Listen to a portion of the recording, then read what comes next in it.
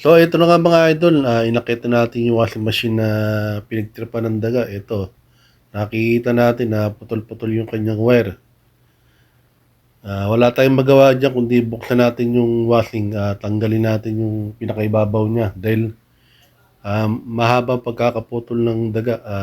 Bali, nasa 8 inches yung pinutol niya na wire. So ito na nga mga idol, may problema tayo. Kinalawang na yung pinaka-screw niya. Hindi na natin mapaikot ng Phillips screwdriver.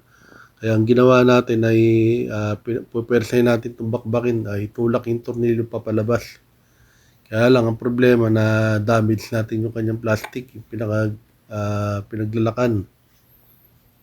Kaya ito wala tayong magawa kundi bakbakin na lang talaga ng tuluyan. So ito na nga mga idol, na bakbak na natin yung kanyang pinakaibabaw, yung kanyang pinakatornilyo o yung screw. Tanggalin natin yung pinakalagay ng tapunan ng tubig niya. Yan, tinira ng daga yung pinakatapunan ng tubig niya. So ito lang mga idol, kita nyo ang haba ng mga pinagputulan niya. Oh. Wala talagang magawa. Hindi namin po alam bakit nagkaroon ng daga dito. Sa tagal ng panahon na ngayon na lang nagkaroon ng daga dito na ewan ko ba, pagka labas namin ng kwarto, may nakikita kami mga tayo ng daga, may maliliit, may malalaki. Kaya ang ginawa natin mga idol, bumili na rin tayo ng Racumin para pang laso ng daga. Meron po kami pusa, ang pusa namin di napapakinabangan, laging gala. Ayaw, di ma! Puro chicks lang ang inaatupag. Ito na nga mga idol, kinakabit na natin yung kanyang mga connecting wire para gumana na uli. Ayan, pinundit natin, gumana na nga. Ayan lang. Gaya lang po kasimple yung paggawa ng washing.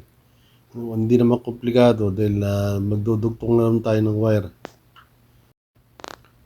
Yan, ito, kabit na natin yung kanyang mga accessories. Ayan. Kahit pa paano, gumana pa naman yung screw niyan na ipasok pa rin natin. Maigpit pa rin. So, ayan na nga mga idol, gumana na nga yung ating washing. Medyo maingay lang yan dahil ang gearbox niya na kalug na, hindi pa napapalitan. Pero napapakinabangan pa. Ayan. Maraming salamat po sa panonood. Thanks for watching. Bye-bye!